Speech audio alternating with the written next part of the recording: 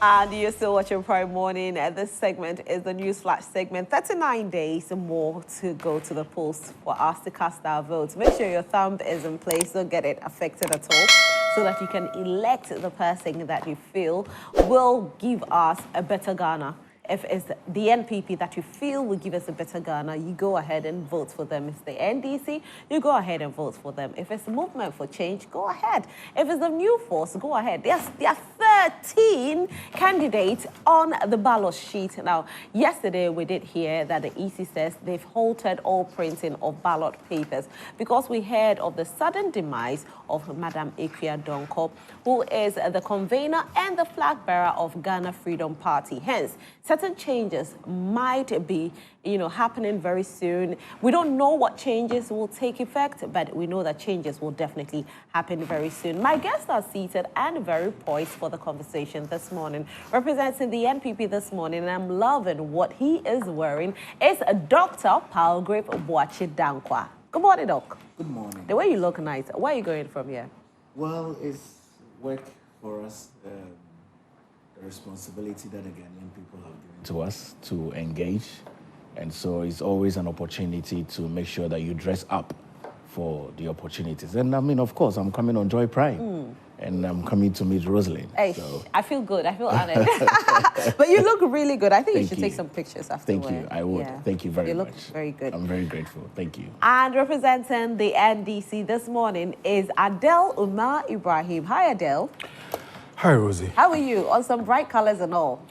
Wow, sure. Yemrini. Hey. Nice. And so today we are asking the question, is DUMSOR back? So we are taking a look at two particular conversations this morning. We're looking at DUMSOR, the current state of our power outages. A lot of people are complaining about the fact that every 6 p.m. their light goes off. At other places, it goes off earlier than 6, but it looks like some way, somehow, people are experiencing it. Now, Gridco also released a statement to let us know that we should expect it because of a lack of funds somewhere. We'll take a look at that conversation, and then we'll take a look at the EC's statement that was released yesterday with regards to Ghana Freedom Party, where they have lost their flag bearer, that's Madam Equia Donko. We'll take a look at that. Will that affect the numbers on the ballot paper? Will some people have to move up, hence the numbers will change? Or, as they stated in their statement, that they asked Ghana Freedom Party to bring another person to represent them, they will do so, and so the numbers will stay as such? Well, we'll take a look at that. We'll definitely be speaking to lawyer Senna Hoto, who is going to help us understand the legal implications of what could happen if the EC decides to make some sort of decisions or some sort of changes in there. We need you to be a part of the conversation on 055-157-5757, 055-157-5757. I'll quickly read the newspapers, and from there, we go into our topics. I'll start with the Ghanaian Times newspaper. The Ghanaian Times newspaper. Mahama calls for truce in Boko conflict. Ghana's vigilante groups increased from 27 to 72. Security expert says so. This is quite worrying, isn't it? Renewed chieftaincy dispute, stop politicizing Boko conflict. Asamoah Boateng admonishes politicians, and Boko under curfew following deadly chieftaincy clashes. We are praying that calm will be restored in Boko. The Ghanaian Publisher newspaper is the next newspaper. The Ghanaian Publisher. Baumia, confident of victory, pledges monthly stipend for chiefs. Stop politicizing Boko crisis, chieftaincy minister says so. ADB records 3.4 billion Ghana cedis deposits growth. And FDA trains disease surveillance officers on food safety. That will be all for the Ghanaian Publisher newspaper. The next newspaper is the Daily Graphic newspaper. 447,698 students placed into SHS and other institutions, Overturn your ruling, Speaker asks Supreme Court. Government, PSWU, signed 3 conditions of service agreements. And the banner headline, government urges ceasefire in Boko, imposes curfew and deploys security.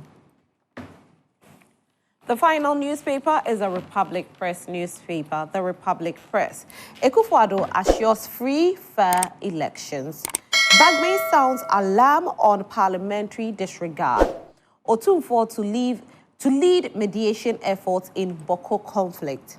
5 suspects, including military officer, granted bail in Dutch kidnapping case. Rock City Hotel screens over 200 women for breast cancer, launch blood donation exercise. And in Central Region, heavy rains leave Mankesim Anafo residents homeless. That'll be all for what the newspapers have for us. And this segment is proudly brought to you by Franco Trading Enterprise, still on Papa Pay. Don't forget that this month we are all gathering at a good park for Joy Prime Made in Ghana Fair. Joy Prime Made in Ghana Fair. So if you're a vendor and you want to partake in it, make sure that you contact us. And if you are a participant like myself, want to go and eat, make sure that you're there. It's from the 14th to the 17th of November. We'll all gather at the Good Park and have a good time. Now, the question this morning is DUMSOR back? And I have to start this conversation with Adel Umar Ibrahim. I know, you didn't see it coming because you were thinking I'll go to Doc. I'm starting with you. I want to hear what you have to say. Awesome. Rosalind, this morning, before I jump into this conversation, let me first of all say a warm good morning to His Excellency John Dramani Mahama. Over the weekend, on Sunday, we had the 4th edition of the National Muslim Conference, which took place at the National Mosque. You'd remember or recollect that earlier this year, the National Chief Imam, who happens to be the leader of the National Muslim Conference, and the Muslim Conference basically comprised of all the various groupings, Islamic groupings. We have the Sunnah, the Shiites. This year was the time we started this program about 2-3 years ago to try to bring all of us basically under one umbrella, so we can pretty much fight for what we feel that is legitimate for the Muslim community. Amongst the issues that we're raising are the issues that has to do with health, education, and the likes. So this year, we presented for the first time a 14-point manifesto for both the NDC and the MPP and all the other political parties. It so happened that the NDC chose 12 out of the 14 pointers that the National Muslim Conference submitted. So on Sunday, we had the final program, and John Dramani Mahama was there. He came and donated a car for the Zakat Fund, and then some motorbikes for the radio stations in Greater Accra, the Muslim radio stations in Greater Accra. In fact, John Dramani Mahama, aside taking the 14 pointers, added extra 6, making it 18, making it 20, 12 plus 6, making it 18. And so we just want to say we're grateful for what he has done, and we pray that he gets the mandate, inshallah, and then do what he wants to do for the Muslim community. The National Chief Imam, Sheikh Nuhu Usman Shahab, to my dad, may Allah keep him safe. And then my dad himself, this morning, I just want to say thank you to him. I appreciate all the efforts and all the struggles, and inshallah, we're still coming. Thank you. I want to say thank you to him. Rosalind, I would start this morning's conversation with a verse from the Quran. And it is one of those that, ever since I've watched the NPP throughout their struggles the last 8 years, every now and then it keeps coming back to me. مثلهم كمثل الذين استوقدوا نارا فلما أضاءت حولهم ذهب الله بنورهم وتركهم في ظلمات لا يبصرون. You just sold us. Sacred enough. You just sold us. We welcome it. Sacred. Very sacred. What does it mean? مثلهم كمثل الذين.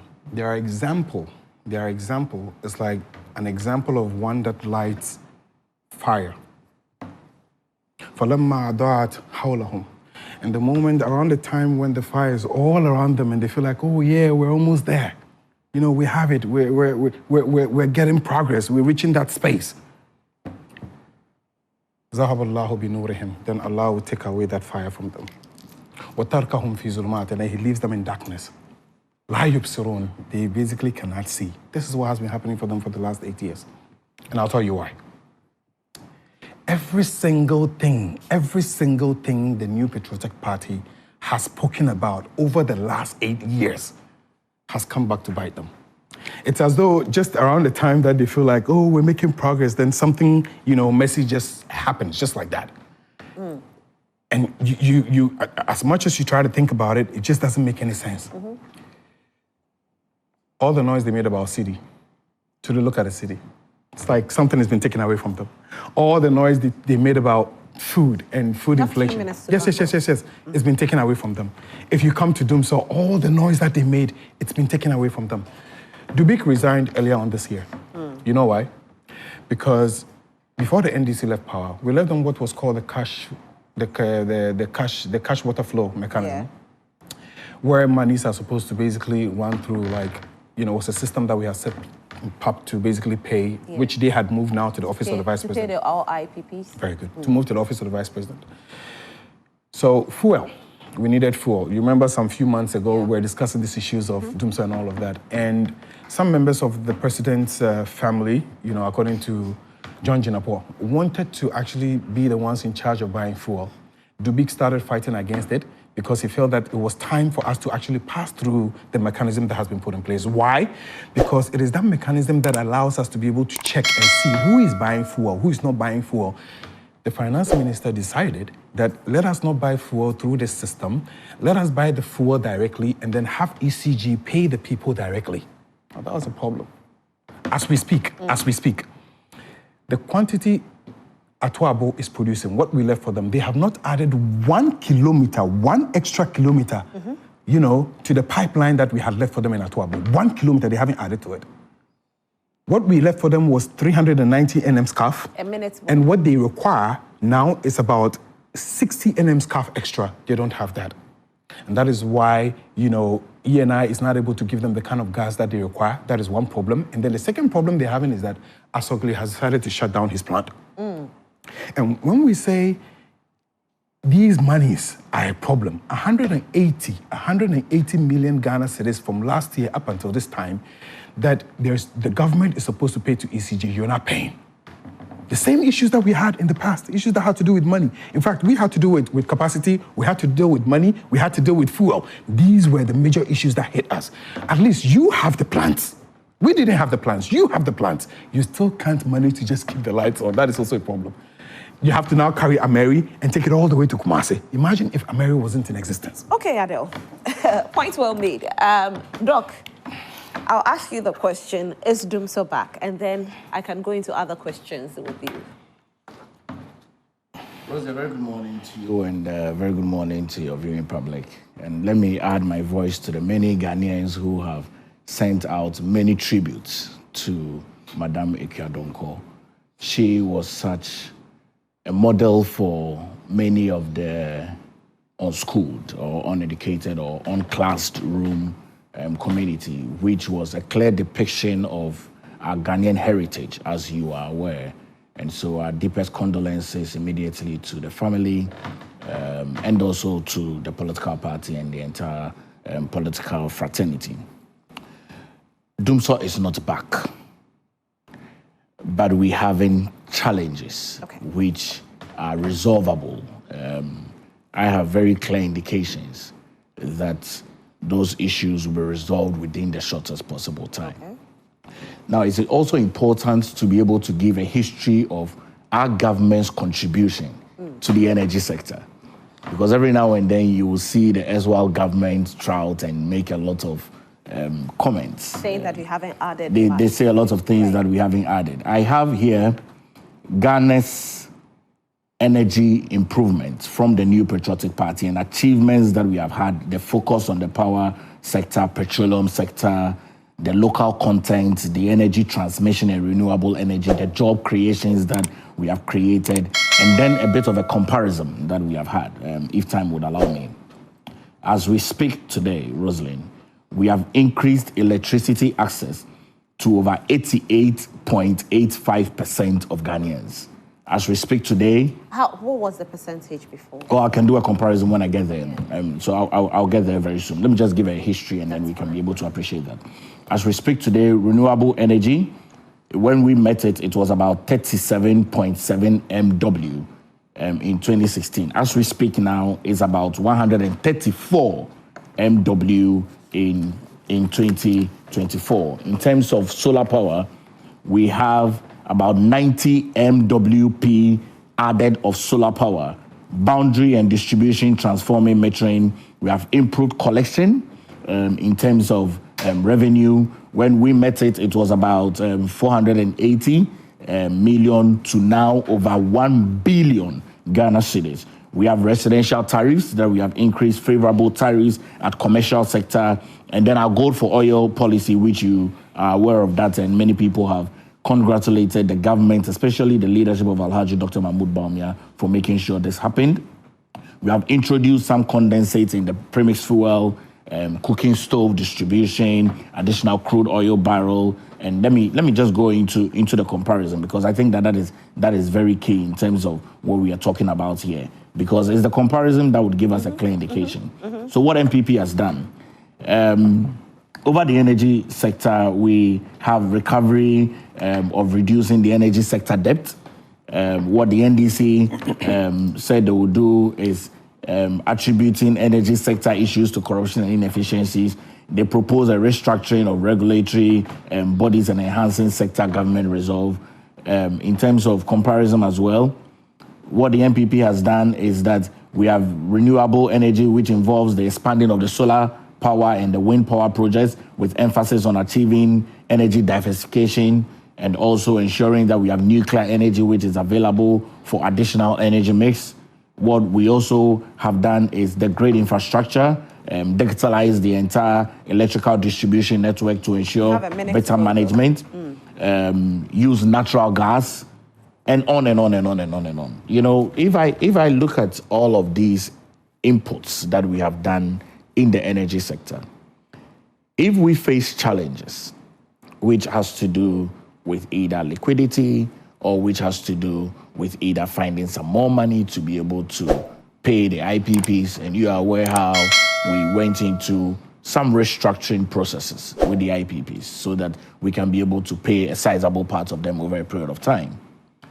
If my light goes off for 4 hours and it comes back on after 4 hours, you cannot, and sometimes I'm burdened not to compare, but you cannot compare that to a 24-hour turn off of light that destroys industries and companies and causes people to fully be dependent on plant for 24 hours, and the cost of that with fuel, and the cost of that with maintenance, and the cost of that with production. So I sometimes have challenges with light. Yesterday, my lights went off. But you don't think DUMSOR is back? My lights went off at 6 o'clock. It came back on at 10. Is it just yesterday? No, well, yesterday was when I took a particular notice at it. You understand? Because obviously we are going to have this discussion. So yesterday, my lights were off from 6 p.m. to 10 for 4 hours. And so I cannot compare that to the years when we had consistent power outages with no end in sight. And so I cannot say that DUMSOR is back. Right. But I can say that we are having some challenges which are going to be resolved and resolvable within the shortest possible time. Okay, fantastic. Now, the question here is, why do we, as Ghanaians, keep facing power problems? Because it's as though, it becomes a political conversation all the time, yet we keep facing it. So who can solve this problem? It's a big question, because I remember, under John Jerry Rawlings, we faced similar challenges. Under President Kufuor, we faced, and that was what we used to call the shift system or something. We had a name for it. And then we also had the Kufuor gallons, because we were facing water challenges. We still face it under the Rawlings government as well. It didn't get solved. At a point, it got worse. Under the NDC government, that's under Mahama, it even got worse. Things got out of control, got out of hands. Now, things got better.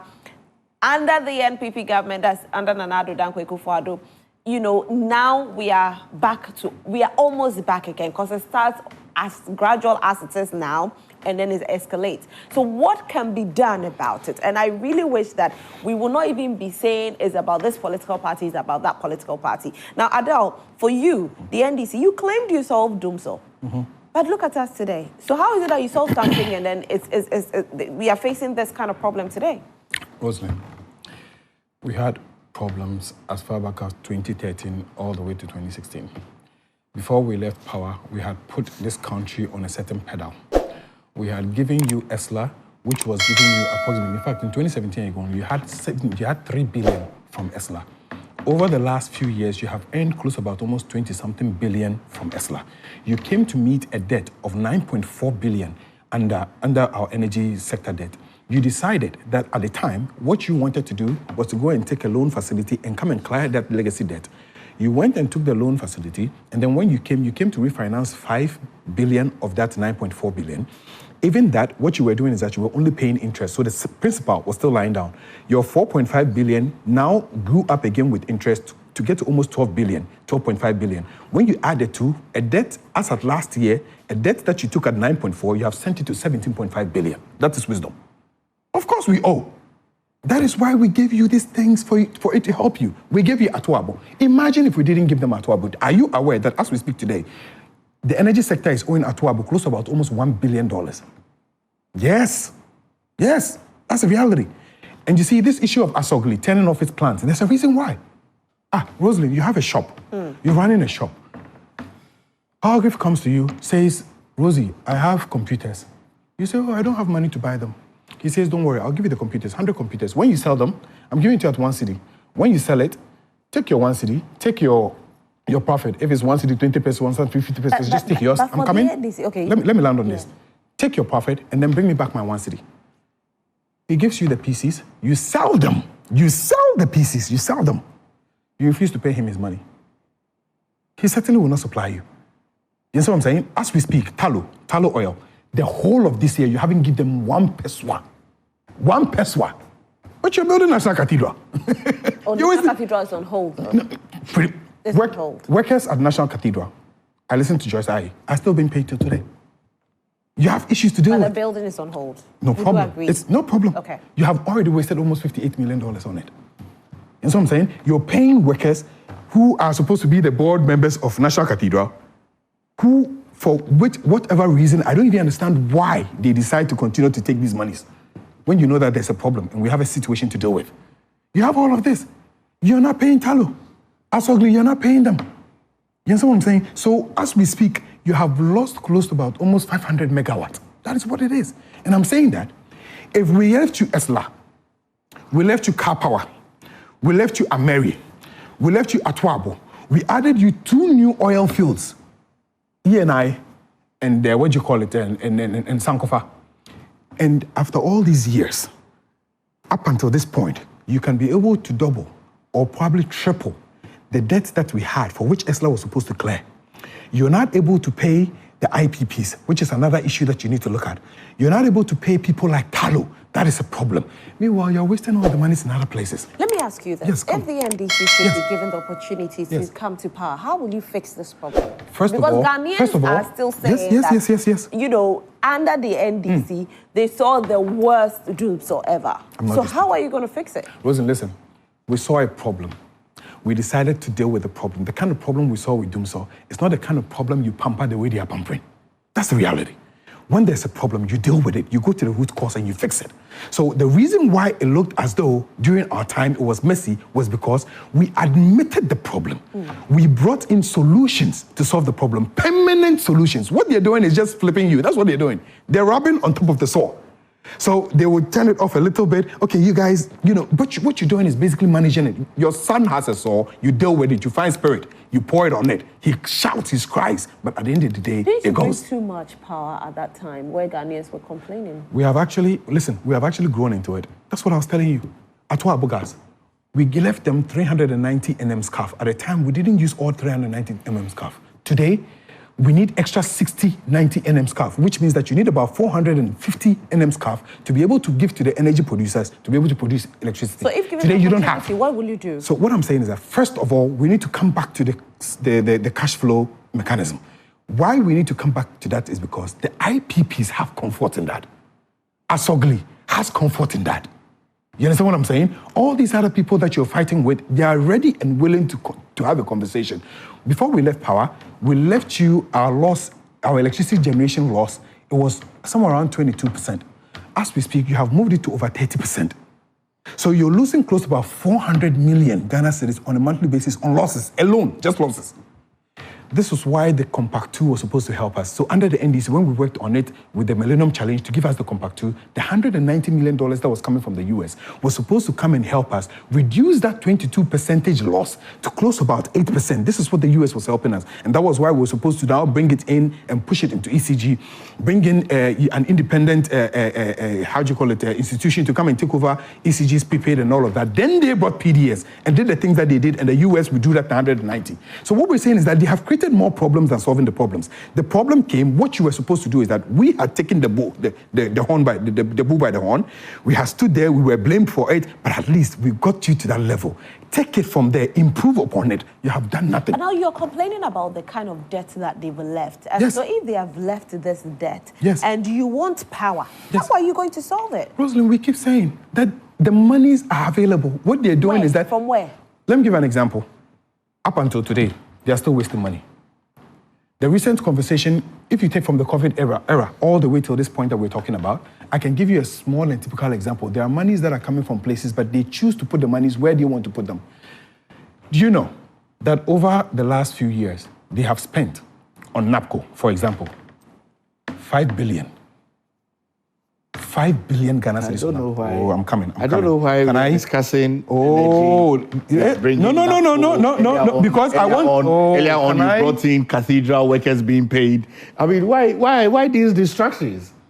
Because seriously, Rosalie, we discussing. We are discussing. Is it your time? No, I need to help you. No, don't help me. I don't need your help. Issues in the power sector. I don't need your help. Then you are bringing NAPCO. I don't need your help. Cathedral. I don't need your help. These are so much distractions. I don't need your help. You think that the money from NAPCO and the money from the cathedral, payment of national cathedral salaries can deal with the energy sector issues? Doc, relax. I mean, come on. These distractions are not needed. Relax. I want to hear him out with regards to the point he's making. Rosalind, listen.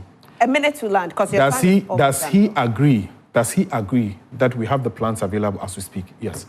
Does he agree that as we speak today, Asogli has turned off? Why? Yes, they have, because they need money. So we're discussing the issues of money.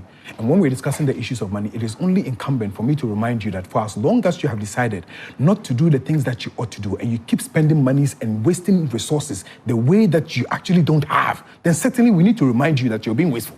Because the truth of the matter is that all these monies that you're taking and putting in places, and at the end of the day, we're not getting anything for it. We're not getting value for money for it. It could have actually solved a major sector's problem. So if you can't sit here and say that it is irrelevant, it is relevant. Okay. I am saying that there are monies that are coming to the state up until today on a monthly basis. Monies come. But the issue is that up until now, they have not decided to come back and really sit down and look at how they can cut certain expenditures in order for us to be able to make money from other places. So again, what we're saying... Well made, yes? But the thing is that in this critical timing, why would the NPP sit down for us to go through this situation and watch them lose votes because of this? This is a critical time for them. Dubik. I raised an issue, just a minute, yes. Yeah. I raised an issue earlier on with Dubik. Dubik was trying as much as possible to come back to the cash flow mechanism. They hauled him out of power. Why? Because somebody within the president's family wanted to be responsible for buying, is it LFO? We don't know that for a fact, though. Listen, this is an allegation.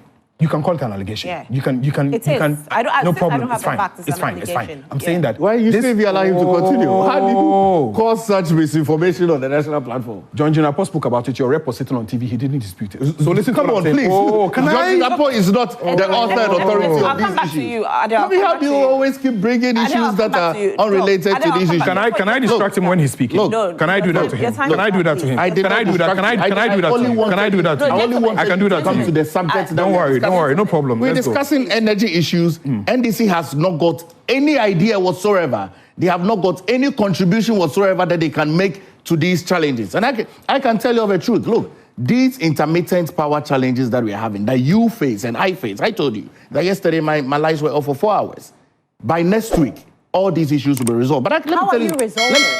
It's a liquidity issue. But let me. So how did we get to the liquidity issue? Hold on. We had some legacy debts, okay, through their mismanagement, okay, during that period. And our government has had to reach a debt restructuring with the IPPs. If you recall, there were about 5 of them that we reached some agreements with in June. Amandi, Sen Power, Early Power, Senate, and AXA. You recall that? Government had reached that agreement with them to be able to give them a period within which we would be able to pay them. They left a lot of debt, close to about 1.6 billion Ghana cedis. They left a lot of debt. Their irresponsibility caused us a lot of mess. How much was their debt? That's what I stated.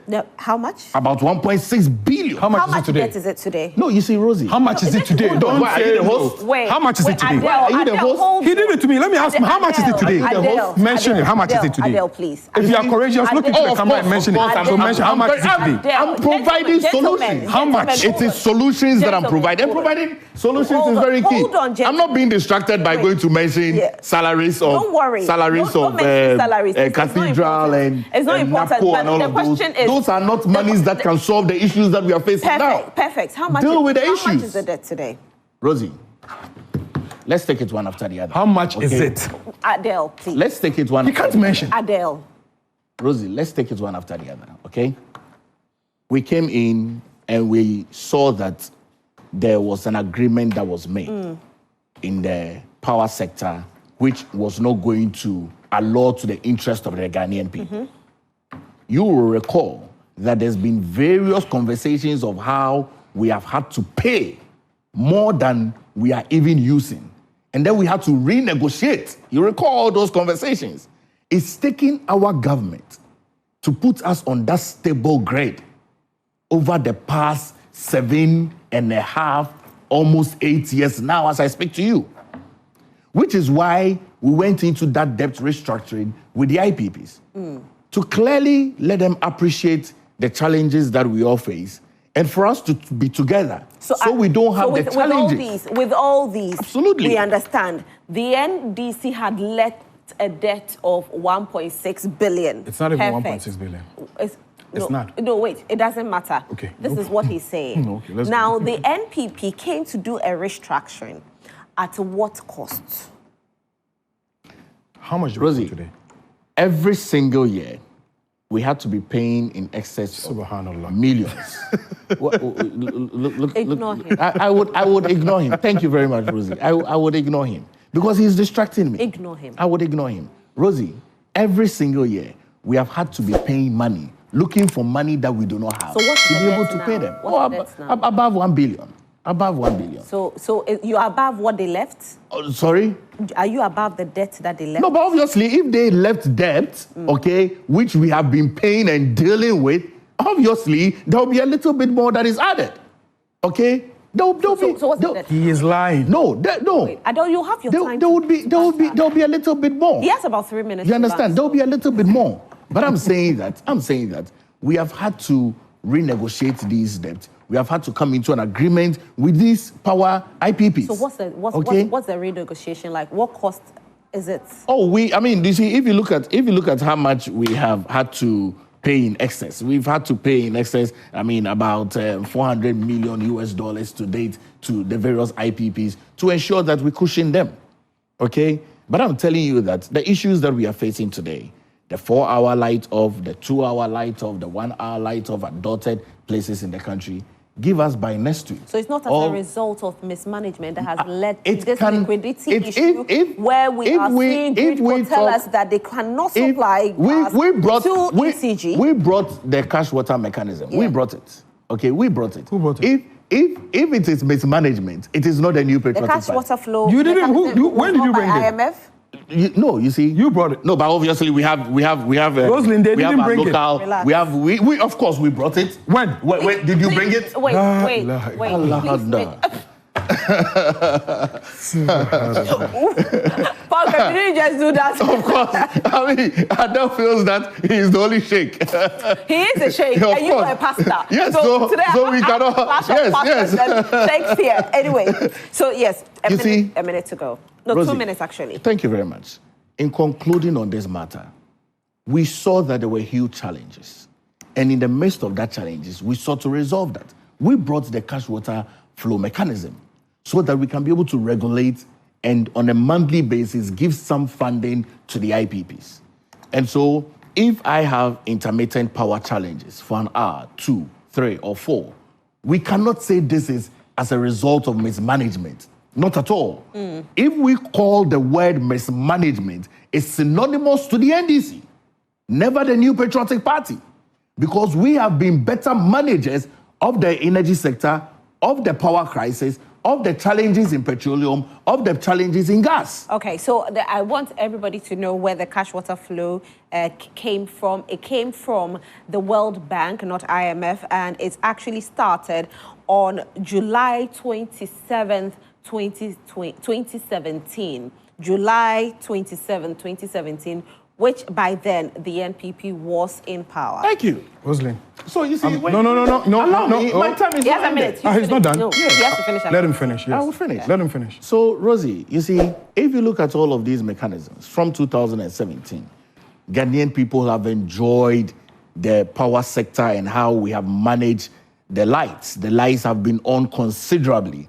You go out and ask the normal Ghanaian people if DUMSOR is back. Every single person you talk to will tell you DUMSOR is not back. No, on social media it's different. Oh, It come says on, DUMSOR Rosie. is back. No, they cannot say DUMSOR is back. That's what they compare said. the DUMSOR of If you go on social 2012, media, compare the DUMSOR of 2012, 2013, 2014, 2015, 2016. You said that if we go out there, nobody will say it, and I'm just telling you. Yes, but I'm telling you, if your light goes off for 4 hours, it is not DUMSOR. Okay. Because what we experienced under the SWAL government was a 24-hour no light. So, you know, when it comes to 2023, we realized that ECG recovered 3.1 billion Ghana cedis from debtors. And so if they have recovered this money, what was the money used for and why are we still owing? This is another question altogether, because people say ECG has come for the money. ECG releases a report. We've made this amount of money, 3.1 billion Ghana cedis. Why are IPP still being owed? Why is Gridco telling us that we can't supply gas because of liquidity? What is the money being used for? Who is taking the money? Where is the money going? Is a question altogether. Because, you see, as we sit here, it's liquidity issue. And so, how did we get here? How? Anyway, let me come to you, Adele. Roslyn, I'm reading for you here an article that was written, and I'm going to share with you about the cash water flow mechanism. Okay. Implementation, so it says during the DUMSOR years of 2012-2016, a securitization requirement took from fund stage as Ghana's delivery, blah, blah, blah, IPPs. Let me come to the substantive issue. Implementation of a cash water subsequently became one of the key tools discussed between Ghana and the various U.S. agencies, such as USAID and the Millennium Challenge Corporation. Under the Partnership for Growth, PFG initiative, the World Bank also provided funds to support the development of a cash water flow as part of Ghana's energy sector transformation initiative project, which is GESTIP. From 2015 until the change in government in January 2017, development of the proposed cash water flow was pursued as a mechanism to serve the dual purpose of payment securitization and instilling discipline in payment to entities in the pricing chain. So what I sought to indicate to you is that as far back as, in fact, the USAID proposed it in 2014. Good. Now, and then, the cabinet only approved it in 2017. So when I indicated to you that the introduction of it was not them. You see, there are bills that you bring, and then there are things that you work on that became effective. I'm saying the introduction, we introduced it. You came to inherit it. Okay, because how we understood it was as though it was the NDC that I can understand. did everything. No, but when you check online, it was approved in 2017. I am saying that. As though they didn't have cabinet in 2016. Can I come? You didn't work on this. You see, he's doing it again. Nobody started the process. You see, he's doing it. He's doing it again. Please, Adele. He's doing it again. Please. Cabinet, you came to power in 2017. Cash water flow mechanism is not something that you work with, you get to pass it in 3 months or 6 months. There was a process right from 2014 all the way before we left power in 2016. Between the time that the proposal came, which is 2014 to 2016, how many years is that? About 3 years. Is it in 1 year that you came to pass it? So we're saying that the process started, we initiated it, and was all part of the process to make sure that we don't come back to this situation again. And then you came to inherit it in 2017. It doesn't work. When was your first budget? No, I'm coming. Your 2017 budget, your first budget. The budget that we read in 2016 was NDC's budget. Was it your budget? It wasn't your budget. Your first budget was in September 2017. So what are you even making reference to? So I'm saying that it was an introduction the NDC made. Okay, you came to inherit it. And it's fair. Now, again, the other issue that he's making reference to when he spoke about the electricity and stuff, look, we took from the NPP. President Kufuor took from Rawlings our energy production and reach around 30-something% thereabout. Before they left power, it was around 52. President Kufuor even did well. He did about 15% in terms of, access. When President Kufuor left power, we took it around 56 thereabout. We moved it all the way to 83%. In their own performance tracker, this is what they indicate. They say that 5.5% increase from 2016. Between President Kufuor's time to the time that we left power, we had increased it by 22%. You have done 5.5% on your own performance tracker. You want to compare 5.5% to 22%? This is what you want to do? Even electricity access, you don't have power to do it. So we're saying that what we have done and where we started from, what we left for them, trust me, Rosalind, if President Kufuor had left us 2 oil fields in addition to Jubilee, if President Kufuor had left us car power, if the President Kufuor had left us, for example, Atuabo, and at the Atuabo processing plant, and then left us Esla, and left us all these other things, Mary and the likes, we wouldn't have gone through what we went through. We came to meet it, it was a legacy. And then he says, oh, the NDC got a legacy debt. What are you even talking about? The legacy debt has been there from Nkrumah. We came to inherit it, but I'm saying that between John Dramani Mahama, His Excellency Nana Akufo-Addo, and then the Vice President Alhaji Dr. Mahmoud Bawumia, we have indicated that we can be better fathers when it comes to managing the energy sector than you have. Because when there's a problem and you're a father at home, what you do is that you stand up, you look at the situation, and then you deal with it head on. You don't go massaging it like he's telling you, oh, don't worry, in 2 weeks' time. This is what they're doing in 2 weeks' time. So they'll go and borrow another money, and then they'll come and massage it. They'll go and borrow money, come and massage it. Don't give us light. Okay. Listen, For 4 years. I was listening to Kojo Poku. I'm coming. I'm coming. How can you be a father like that? Oh, Kojo Poku was sitting on Metro TV, admitted that, listen, he admits that, yes, the IPPs that the NDC introduced and then we had actually brought on board, it was true that at the time that they came to government, they said, oh, it was too much. But today they have grown into it. And the truth is that if they had actually added extra, we won't be where we were. So Masaja said, okay, so bring in a timetable. Do you know what he said? He said people of Ghana think that, the timetable is something that is easy to do. It's not something that you can easily just do. So I was wondering, even timetable for DUMSOR, you can't produce. Why is there DUMSOR for us to produce? Even timetable. There is no DUMSOR. The man said, there is no DUMSOR for us to produce. The last meeting, no problem. Wait, The last meeting, no problem. Wait. The last meeting that they had at Alisa Hotel, Atachia was there. Atachia indicated categorically, he's the one that signed the report that was eventually sent to Parliament. He indicated categorically that, look, it is time to actually produce a timetable. The Office of the President stopped ECG from doing it. Wait, what are you saying? Let me ask you this. Talking about providing timetable. Yes. If you know you're going to solve a problem tomorrow, why do you provide timetable? Rosalind, so let me tell you the wisdom behind it. I get up in the morning. I live in Abeka. I come to work, let's say, at Accra Central. So because If I know, I'm coming. If I know, for instance, that in Accra today, there is no light. I won't have light between the eyes of this and that. In Kaswa, look, those that are in Central Region, if they will tell you that what they're going through is messy. If I know that if I get to Accra today, I will not get electricity to be able to work, and I don't have the means to get a generator, do you know what I'll do? I'll save the little money that is in my pocket and stay in the house and then spend it with my family. I will not take that money and transport myself all the way to the workplace. What you're when talking electricity, about can I please land?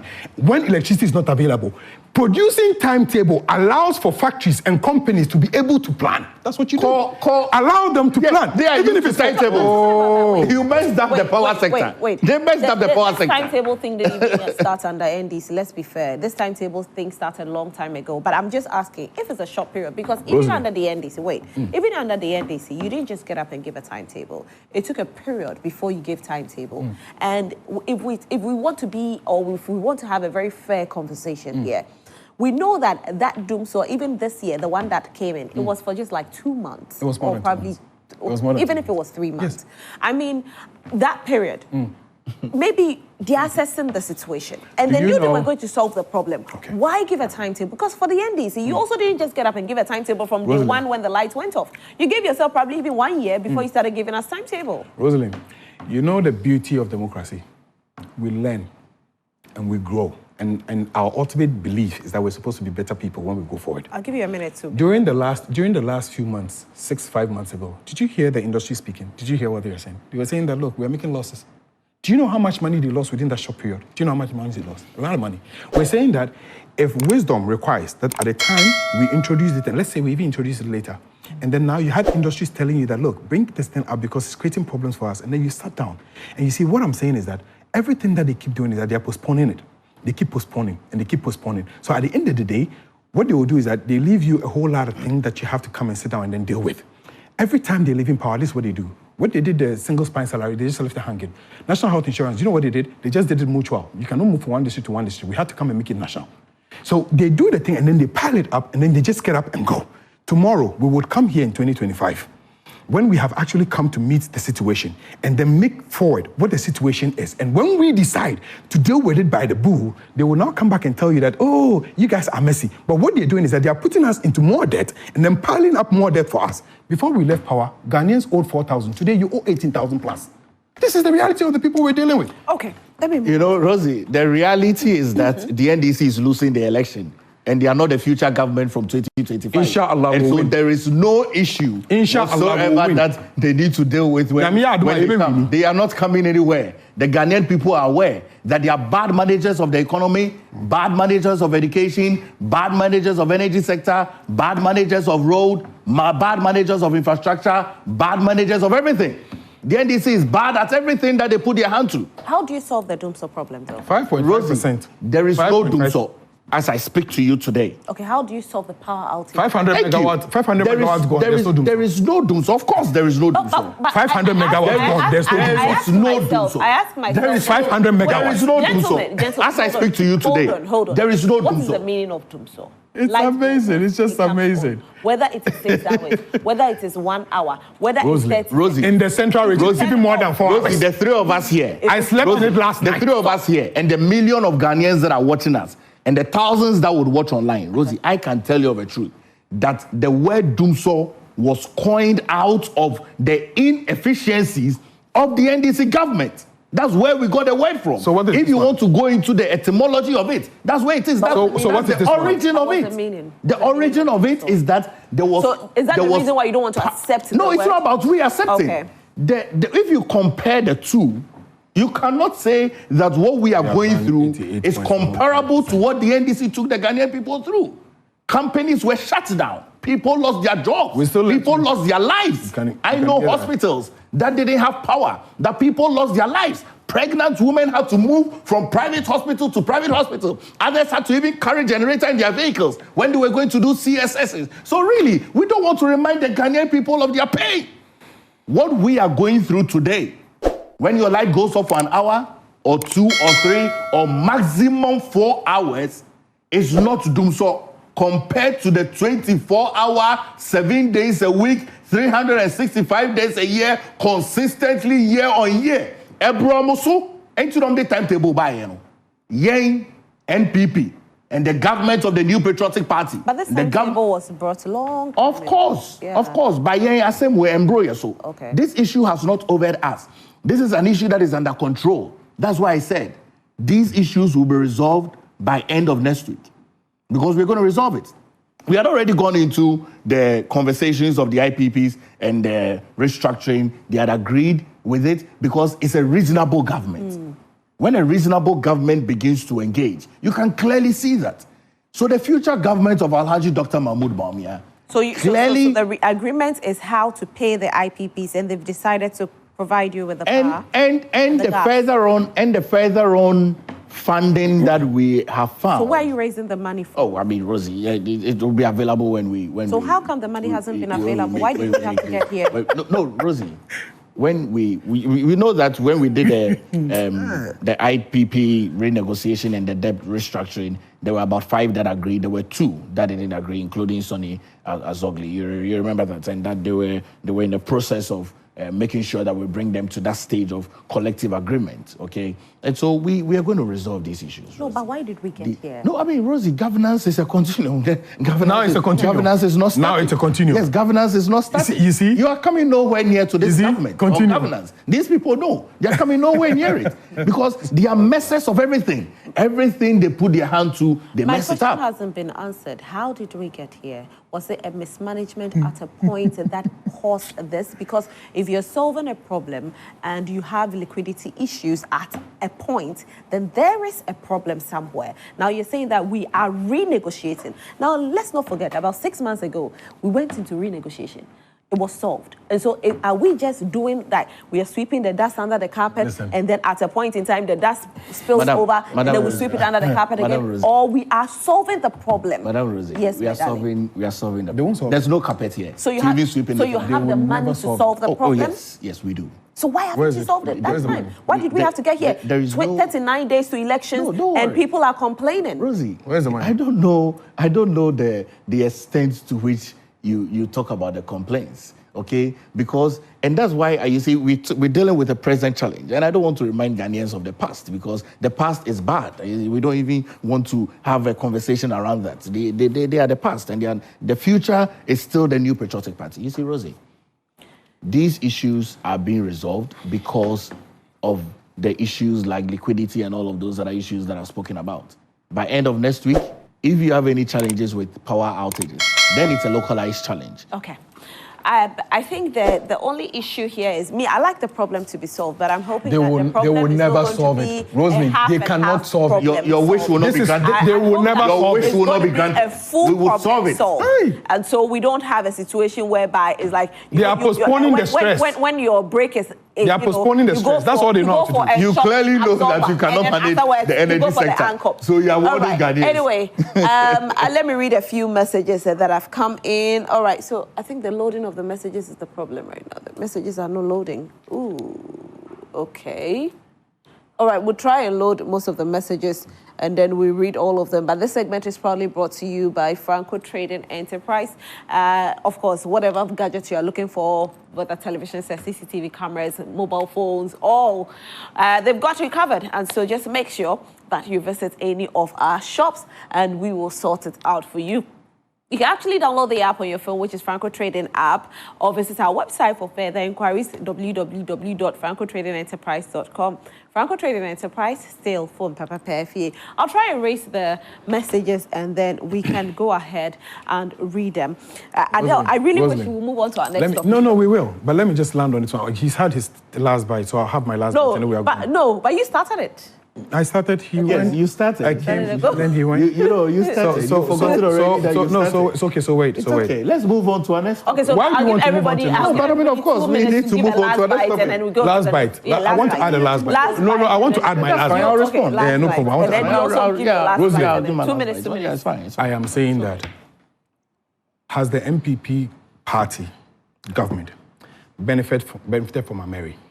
Have they benefited from car power? Have they benefited from the 2 extra energy fields that we gave them, Sankofa and ENI? Have they benefited from it? Have they benefited from ESLA, which we left for them? Have they? Okay. Have they actually benefited from our Tuabo gas processing plant, which all of these things put together helped to stabilize the electricity sector that we had? Have they sat down to the point where, as we speak today, we have reached that level where we have meet the targets that we have actually placed without adding a scintilla of extras? Have they actually done that? If they admit they have done that, we're saying that what we left for them today, and they are moving out, they have not left that for Ghana. And I'm saying again that if the MPP government had continued from President Kufuor's time and the NDC had not taken over, would have been a much more worse situation as we speak today. So all I'm saying to him is that all these investments the NDC did, we did them because we wanted to solve the problem. So yes, we went through issues. And then he indicates to you, people were dying and people were this. Rosalind, even with all the problems the people of Ghana had to go through under DUMSOR, we still managed to leave you $4.2. All the noise is making, listen, all the noise is making, we still left you $4.2, Kenke at 1 cedi. Kenke at 1 cedi. You have come, you've taken over all these investments. You have messed the investments up. You are not paying IPPs. You are not paying Talo. Oh, allow me to do. Wait. You see, when you do this, you won't talk. No. When you do this, you won't talk. Let me learn. Okay. You know, that's an information to provide. Listen, during the last 8 years, today as we speak, you're owing Talo. You haven't paid 200 million every month from last year. I guess 1.8 million Ghana cedis. You're not paying for it. You're sitting here and still making it. What have you left? In the energy sector, what have you left? When you leave power, what have you left? All right, so let me read a few messages. This one said, good morning, Joy Prime. I'm Mashud, watching you live from WA. Please tell the NPP man to stop. Oh, why will you say that? All right, let me read this. Good morning, Roslyn, please. Hey, but why? Okay. Okay, so somebody says I'm not being fair. So Rose, you're not being fair enough to the NDC man because you allow Palgrave speak more. This is partial. No, there's time. He's actually been talking more than me. Everybody has their time. I don't know. So I keep on giving them 5 minutes, 5 minutes. Adele, tell them. She doesn't. So you should check the time when they are speaking. We're giving the same time. More than I thought. No. We're giving same time. No, same time. Okay, same time. It's fine. Now it's measured. Yes, same time. The time is measured. The equilibrium is here. Okay. Somebody says that what do these people see Ghanaians as and always want to mislead them? Free SHS has changed the system where all of us can access the right information.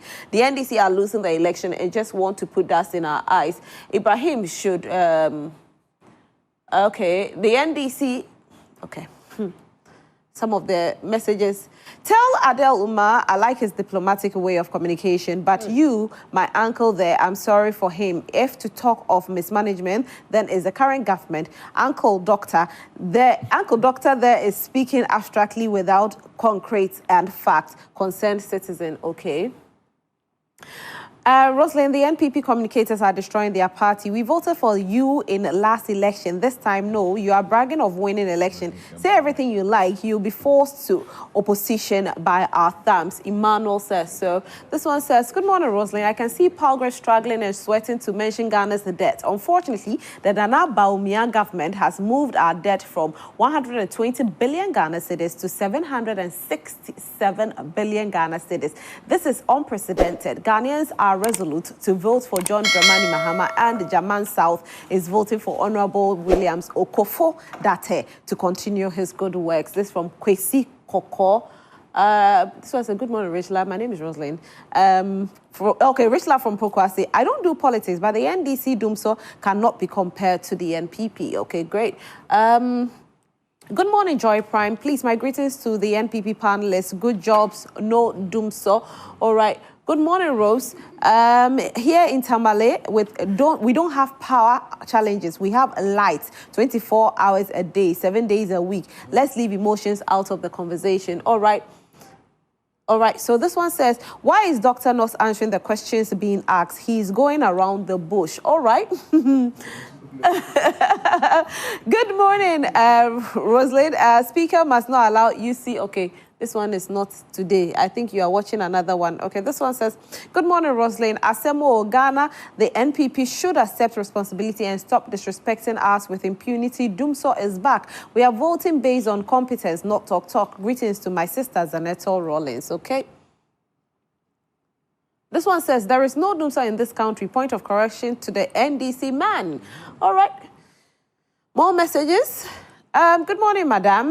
This NPP communicator called Palgrave should stop this. Only in Ghana, people in government will defend everything. My children call me on Sunday, light off around 7:30 till Monday, 11:30 a.m. in Manfi. Before light on again. Moses from Nigeria. I see, Moses. Good morning, Rosalind. Your panelists and everyone watching, please ask Dr. Palgrave when he spoke about the solar system energy, what megawatts of solar power did they add up to the one they inherited from the NDC? George from Kaleo. Okay. So this one says, hey, Rosalind, these NPP people are professional scammers. See the way the NPP man is rattling over there. This is the character of... All right, so let me see more here. Meshak Asante Atamasama said, I listened to Wuntumi video yesterday, and in fact, it's so strange. He said categorically that he'll do everything within his power. No. Good morning, Rosalind. Please tell the NPP gentleman seated by your side that the NPP can't throw dust in our eyes by deceiving us to vote for them, and they should produce timetable for DUMSOR because it's back for real. These guys are really deadly, and they must leave us in peace. Definitely.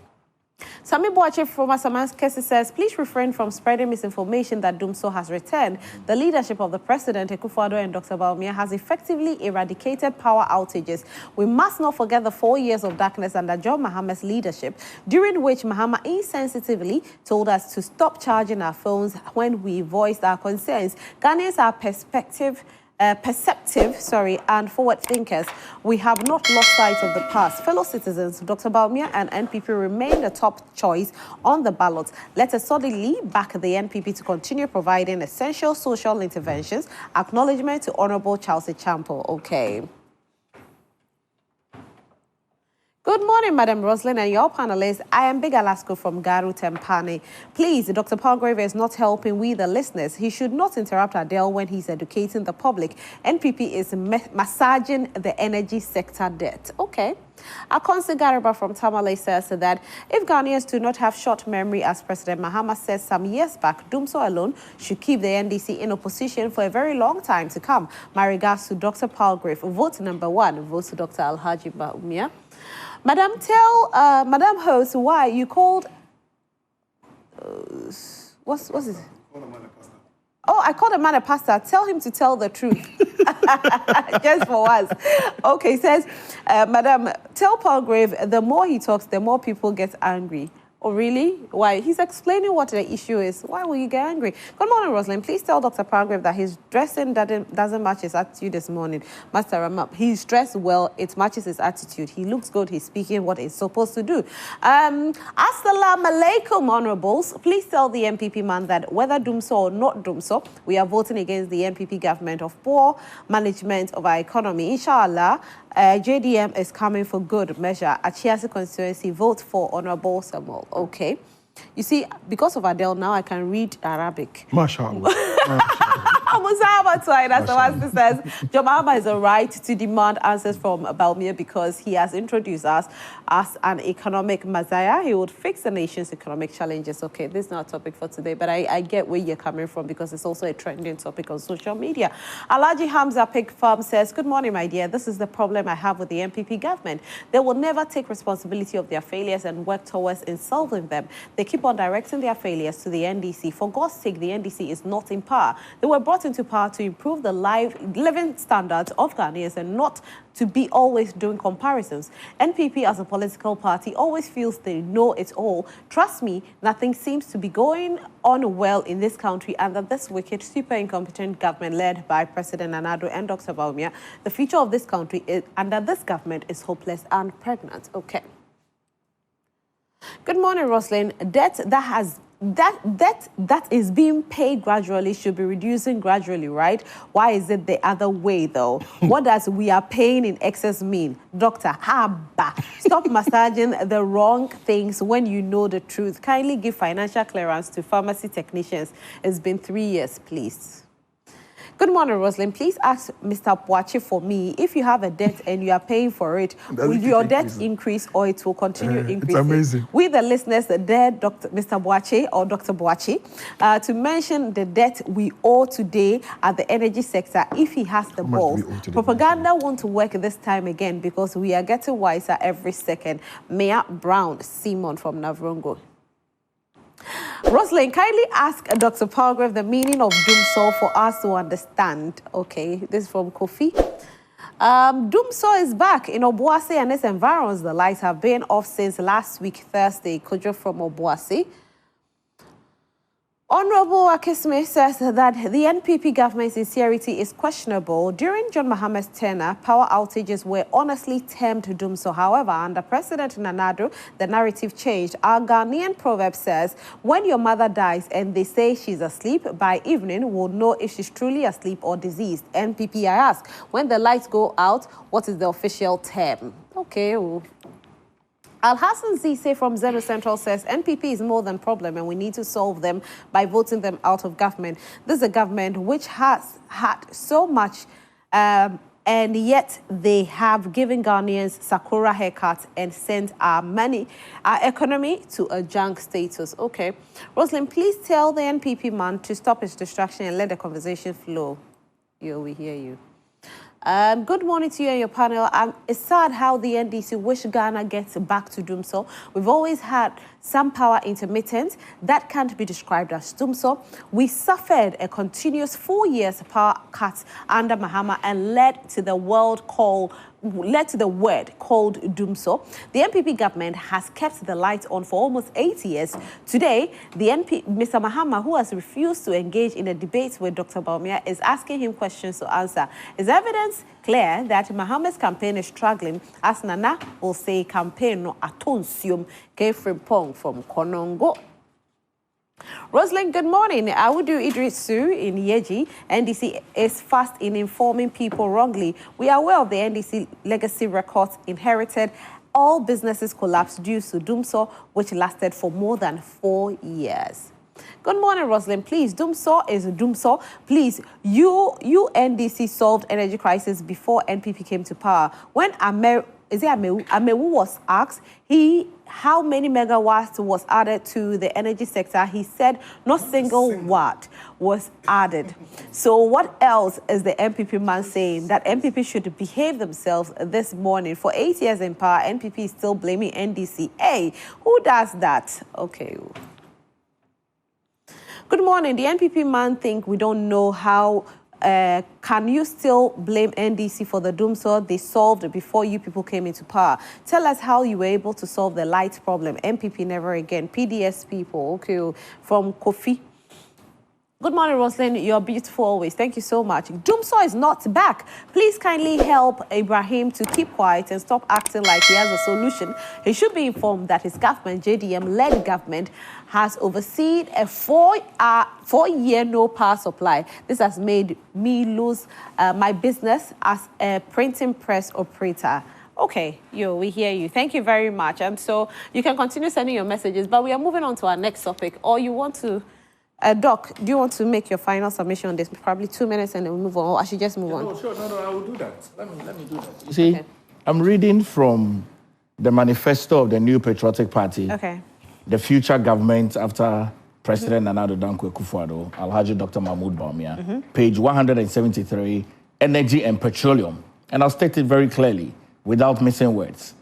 Under the Akufo-Addo-led administration over the past 8 years, the NPP, which inherited a power sector struggling under the weight of industry-killing power cuts and debt, which pose serious systemic threats to the banking and financial sector, has kept the power on and made significant progress in restructuring the sector. How did you keep it including many ways. Listen. These lies. Increasing the national electricity access rate. From what? To 88.85%. From what? As at 2023. From what? From what? I'll mention it to you. I'll mention it to you. Take your time. I will mention it to you. Okay? This is their performance tracker. Very, very clearly. Check energy. We have reduced it. What percentage? Adding 134.1 MW renewable energy from a low of 37.7 in 2016 to 171.8. This is your performance tracker. This is your performance tracker. Introducing 90, it's not been updated. Introducing 90 MWP of solar power into the generation mix. All right. Introducing boundary and distribution metering to ensure energy accountability. Improving monthly collection of ECG from as low as 480 million Ghana cedis to over 1 billion Ghana cedis. And you still owe. Simplifying electricity tariffs.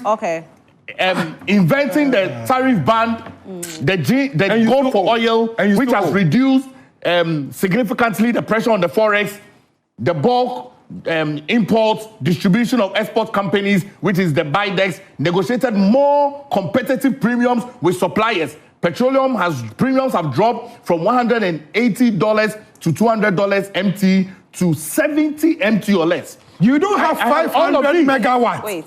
You are load shedding 500 megawatts. You are still sitting here and quoting books. What books? You are reading. Of course, but I'm telling you what we have done. Megawatts. I am telling you what we have done. You have no evidence of what you have done. Hold on. No evidence whatsoever. 500 megawatts. Hold on. No evidence. Hold on. Action speaks louder than words. Absolutely. I like that you have read this. But how? What has that done? What has that done? All these things, what has it done? wait, Adele, how is that reflecting? Why are we experiencing what we are experiencing today? If all these have been done, we should not see what we are seeing today. Because we are reading it, you are telling us this. Madam, even, how do you change a winning team? Because you know, even Mr. Dubik, Mahama, how did he get out of that place? If he was solving the problem, if he was fixing it, how did he get out? Madam Rosie, from 2017, from January to December, lights have been on. How did you do that? How did you do that? From January to December, lights have been on. How did you 2019. How did you from do January to December, lights have been on. 2020. How did you from do January to December, lights have been on. 2021, January to December, lights have been on. That is what you inherited. 2022. That is what you January inherited. to December, lights have been on. That's what you inherited. 2023. Okay, gentlemen. We inherited. That is what you inherited. What did you do? Okay, what did you do? Energy sector. What did you do? All right, so what did you do? A failed energy sector. On that note, let me we what did you have do? done What did you do? better in the energy sector than Adele and his NDC previous government. Okay, we hear you. Thank you very much. And we are just hoping that, you know, whatever we are going through right now, the DUMSOR we are going through right now, This the is your power performance. outages we are going through right now will be solved. That's the most important thing, because the Gridco has told us that it is out of debt. This is not coming from the media. This is not coming from any other political party. This is coming from Gridco. And so we need to solve the problem. That's the most important thing. Anyway, we are remembering Madam Ekwe-Adonko today.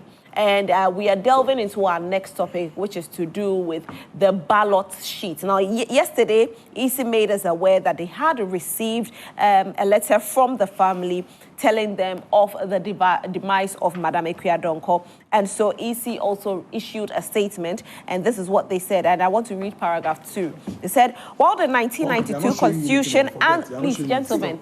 No, he's pretending to be showing something because he wants the viewers to be all right, I'm on the next topic. I'm on the next topic. Okay, so gentlemen, please. All right, so this is what the EC issued. Said, while the 1992 Constitution and the Public Elections Regulations 2020 CI 127 are not clear on processes to follow in the event of the death of a presidential candidate, Article 54 of the 1992 Constitution provides as follows. Where at the close of nomination, but before the election, one of the candidates dies, a further period of the 10 days shall be allowed for nominations. Now, hence, the Commission has since informed the Ghana Freedom Party to make arrangements to nominate a new candidate and inform the Commission accordingly. In the meantime, the Commission has suspended the printing of presidential ballot papers, which was near completion, because obviously changes will have to happen on that ballot sheet. And so we want to take a few videos to remember Madam Ekwe-Adonko, and when we come back, we'll delve into this conversation.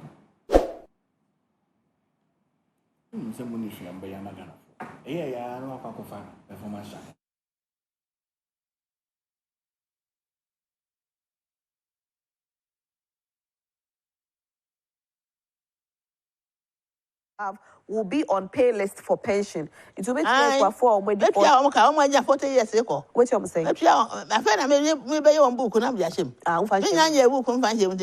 Okay. And I make a council no movie. And you make a cry, baby. You are cross to me. One now, baby. Make you 4 pension pay. When you're 40 years ago. Oh, yeah, the cry not to be a co op party as when you're 40 years indeed. Young or panier. For a whole drink a clan of 5 some wow. Fan, if you would want to do. Then, the Bosume super, that yet. Bosume be a quadro pension pay, a clam to the mountain. Call no what yet. Oh, I buy and bang it. And I would say free cutlass for farmers, free fertilizer for farmers, the eradication of galamsey. Now come, I mention them. The entire my free Sakana say. As I say, no, yeah, I'm a chayano. A drama, you already Yadikum Milano. And then I any pounds, ye woo. Any party mono, ye woo. We are ye and run Edikum Milano. A drama, a Quabu, so I won't say I'm my young. And why are you young quality? Oka from Corridor, someone, or the other own quiet. I feel So, for me, Madam Ekwe-Adonko had solid policies. When I sat down and I spoke to her, the kind of policies that she had are policies that could have solved our problems. I'm telling you. As somebody will say she hasn't been to school, she's an illiterate. But trust me, if you're too much. She was going to do a lot. And when you sit down and you think about it, you understand it. However, God called her 2 days ago. And so currently, EC has issued a statement to let us know that they have written to Ghana Freedom Party and they have the opportunity to nominate another person to represent them within 10 days. And if they don't, we don't know what will happen. And so it's time for us to speak with our lawyer Sena Hoto, who will explain to us the legal implications of this. Good morning, Sena. Good morning, Rosemary. How are you today? I'm doing very well. Yourself? I'm fine, thank you. Now, Sena, it seems the Constitution is not too clear on what would happen in the, the unforeseen circumstances where one departs from earth. It's difficult for me to talk about death, though, because it's not something that we wish to talk about, but unfortunately, it comes one way or the other. Now, it has happened, and EC is saying they've written to Ghana Freedom Party to nominate somebody. Now, in the instance where they are not able to nominate somebody, what could happen? Okay, thank you. And before I proceed to do that, I must express my deepest condolences to the family of Ekiadonko and the entire nation as well, because it's a deep loss for the country as well. Because she has played a significant role in deepening our democracy and rule of law in this country. And so I would say that she will be deeply, deeply missed, as a country. Now back to the question. The issues surrounding this type of situation is something that is relatively new to us as a country. From independence to date, we haven't had a situation where a presidential candidate has lost his or her life within the period running up to the election, which is after nominations has closed and then the EC has commenced some form of printing and all those things of the ballot. So, and then also the two main laws that regulate this space is also not very detailed enough as to what happens. Now we are aware what the Constitution says when a situation like this happens in Article 54, which the EC fortunately has also put out there in their explanatory notes to the public. So clearly they have the political parties whose ticket, if you don't call the late, run, has been given 10 days to nominate somebody to replace her candidature on the ballot. Now, if the 10 days is up and then they do not nominate, we will have to assume that they would have forfeited that slot on the ballot. If we are interpreting these provisions clearly.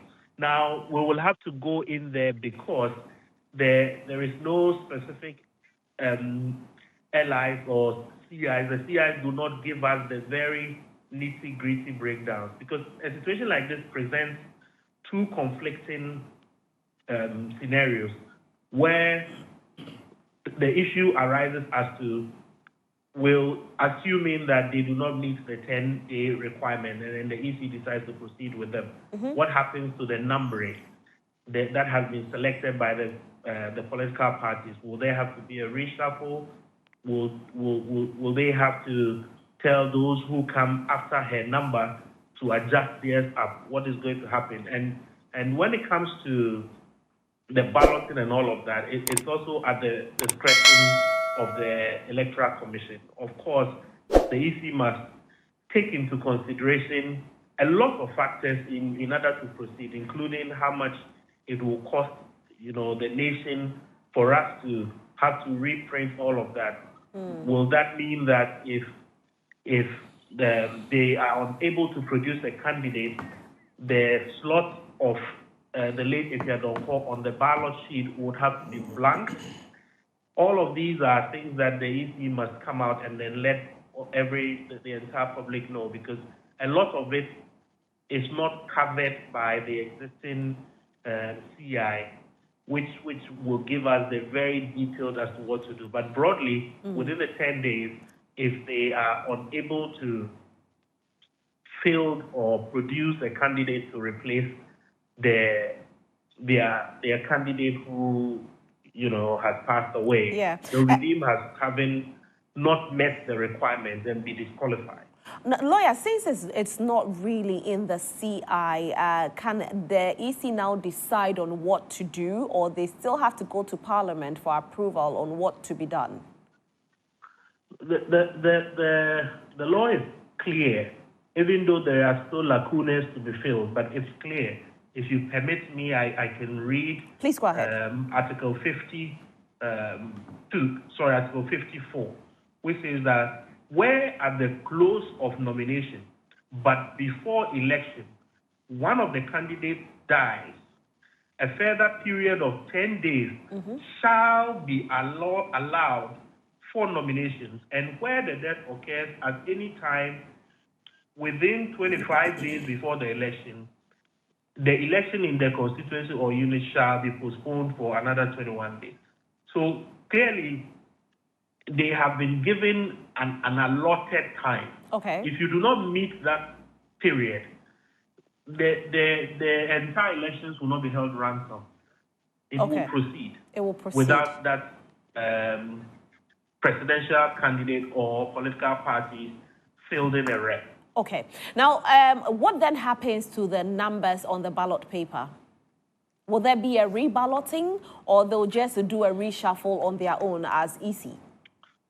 So when it comes to the numbers, selection of numbers, and then all of that, it has typically been done by convention. So it has been a practice that the Electoral Commission has done over time. I have not come across any express black and white writing that says that you must, ballot and then it might be there, but I haven't come across anything like that.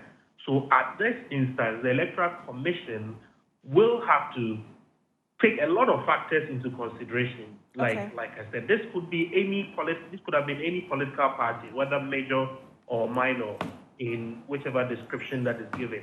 The question is, if it were any of the major political parties, what would have happened?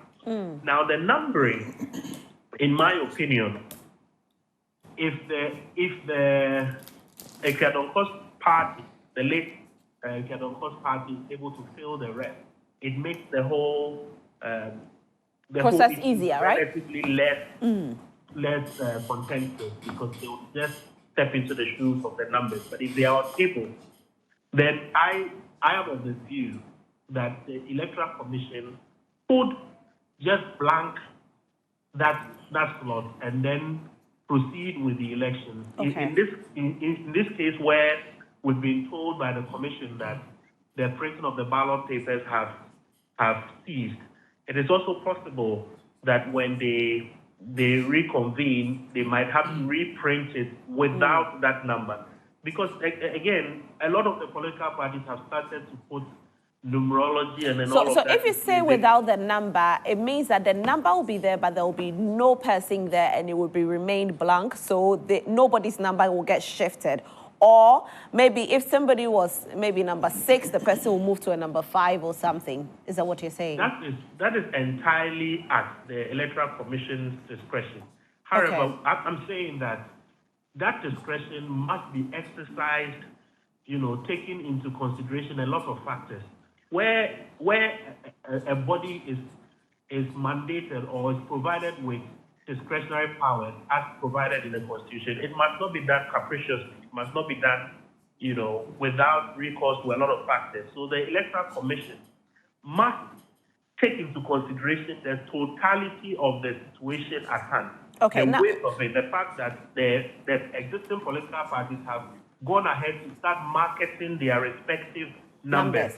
So then it brings me to the next question. If Electoral Commission, I'm just saying, if they should, we don't know if they will, if they should change the numbers, can any political party take them on?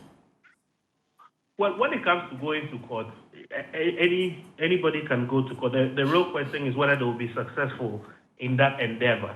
So, like I said, where discretionary powers are available to a body, they must exercise it, within, for lack of a better word, within reason, or they must exercise it reasonably, not capriciously, and then it must meet the constitutional test.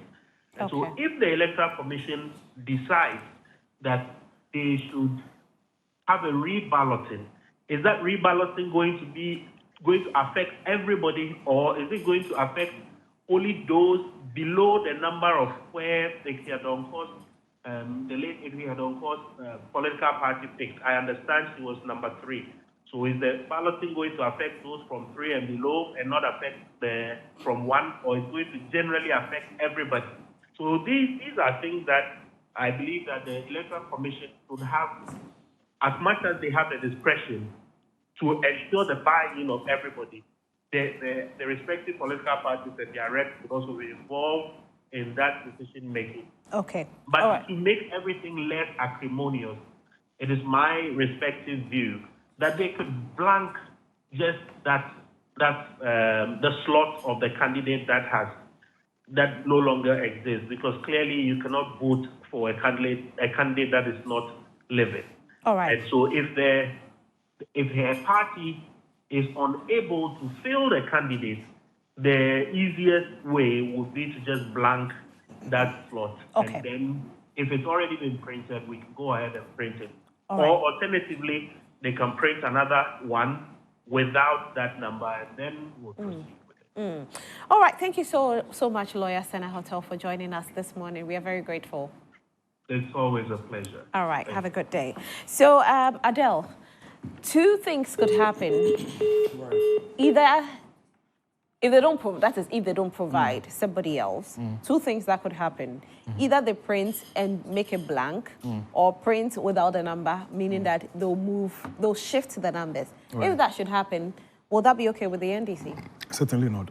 Muslim, we're not looking for the situation where anything on that ballot is going to change at any point in time. I mean, once we have gone through balloting, it has to stay the way it is, or blank as we would want to indicate. Again, one thing that is a bit worrying for me is, the Article 54 that the Electoral Commission, basically uses as a reference point. And it really, really doesn't, for me, it doesn't make sense to me. I've heard people talk about the fact that Article 54 is making reference to public elections, and it should, automatically be comfortable to attribute it to presidential elections. But clearly, this article is for parliamentary elections. It says, where are the close of nominations, but before the elections, one of the candidates dies, a further period of 10 days shall be allowed for nominations. And where the death occurs at any time within 25 days before the elections, the election in that constituency, the elections in that constituency or unit shall be postponed for 21 days. Now, what we're trying to see, we always set up these things and then we create problems for ourselves. Why am I saying this? Because then, if we're not careful, if this Article 54 stands, then there's a possibility that tomorrow, a certain day, if there's going to be a presidential elections and for whatever reasons a candidate dies, then one of the candidates dies, then we're looking at, basically postponing a national elections, which is supposed to happen on the 7th of December, to somewhere around, January or late in December. And that's a problem. That gives us a little bit of lacuna, because between that time to the 7th of January, where handing over should be done, there's a reason why that time frame has been given in order for us to have what we call the handing over and all of that. So for me, I think that using this article as the basis is a problem. But in any case, as we speak today, we're not within that 25 days to elections. Assuming we even want to say that, okay, we want to rely on this, the other thing that this article... 39 days to elections. 39. The other thing that this provision has made available is the fact that, the GFP would have to produce a candidate. Assuming we want to attribute this to the national election, we can say, okay, so we have to provide, a new candidate. If they fail to provide a candidate or they withdraw from the race, then we would have to probably start looking at other articles and what it says, basically. But for me, I think that... Why don't you start looking at it now? I mean, it's something that the party, we're having conversations around. The party is basically having conversations around it. But as we speak, what we are certain of doing is that, when we had Allahu Ya'lam, God knows best. But when we had the 8, it was very, very beautiful. And in fact, it got to a point The MPP couldn't mention the word 8 anymore. When they're speaking now, they can't say break 8. When they are mentioning 8, they fumble because 8 is that number. And the more you talk about it, the more you mention 8, the more it comes to benefit us. Because, I mean, people who are not watching on TV and are just scrolling will see the 8 and we're like, oh yeah, 8, and then just give it to it. So pretty much for us, we are comfortable where we are. We've already done our artworks, we're moving, we've already started campaigning and all of that. I can bet you that if Baumia was number 2, or Baumia was number 3, or Baumia was even at 7, and this issue happened, there won't be a conversation of let us look at how we are going to reorganize the balloting. So let it stay as it is. The other thing that is very, very worrying, yesterday I saw a certain ballot that has been done. And it's very, very funny. There's a ballot that is going around, and now all of a sudden, on that ballot paper, NDC is now number 7. So they've already started, passing false information. No problem. False information. I like false information. I said, it's false information is already being passed over there that NDC is number 7 to try to sway voters. But you see, what we are campaigning for this year is that look for 8 or look for the umbrella. The umbrella is very, very unique. Very, very unique. Wherever you are, it is, when you see, you just take the ballot. Look for 8 or just look for the umbrella. And then if it's our members of parliament, look for 2 or just look for the umbrella. Either way, inshallah, we'll be fine. But we're saying that our first call is that nothing on that ballot should change. So what if there's supposed to be a reballoting? Well, that will be a conversation we're supposed to have. But I personally don't think that the NDC... Would you prefer reballoting to the EC moving your number? Rosalind, here's what I'm going to do. Because a reballoting means that the NPP could also lose their number. No two ways. I would say that the NDC is very comfortable with our 8. This is not a decision that Adele can basically just sit on TV and finalize on. This is a conversation that would happen at the party hierarchy, and then, all of us will judge around it. So I won't be in the position to currently say that, yes, we'll prefer balloting or not, but we're saying that we're comfortable with our 8. All right. Doc. Rosie, I'm glad that the NDC picked 8. Because we have always said we'll break the 8. I'm not shying away from the fact that I can mention 8 because the Ghanaian people are aware of the records of the NDC and they don't need to bring back that 8 because they've already done their 8 already. We are number 1 on the ballot, very focused on our campaign. The flag bearer, Alhaji Dr. Mahmoud Bawumia, is campaigning across the length and breadth of this country.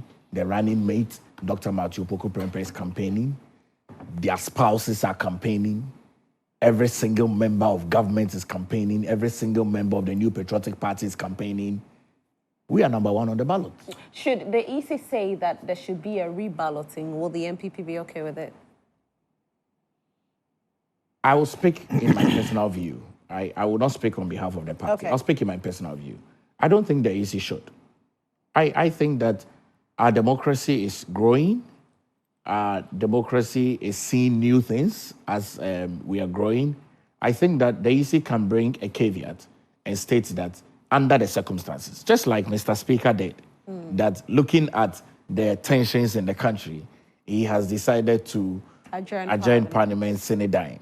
So I think the EC can say that looking at the investments that both political parties have made on their campaigns from number 1 right down to Asieho and all of it, this would be our interpretation. But for this election, we would do it in this way so that we can be minded by hindsight. Okay. But I mean, I am comfortable with number 1. Okay. We are winning this election. Dramani Mahama is no match to Alhaji Dr. Mahmoud Bawumia. We'll beat him hands down. By midnight, you will hear the results. So it's not going to be a runoff? I don't think so. Okay. We're winning this hands down. 1-0. It's a clear victory for the New Patriotic Party. At what percentage?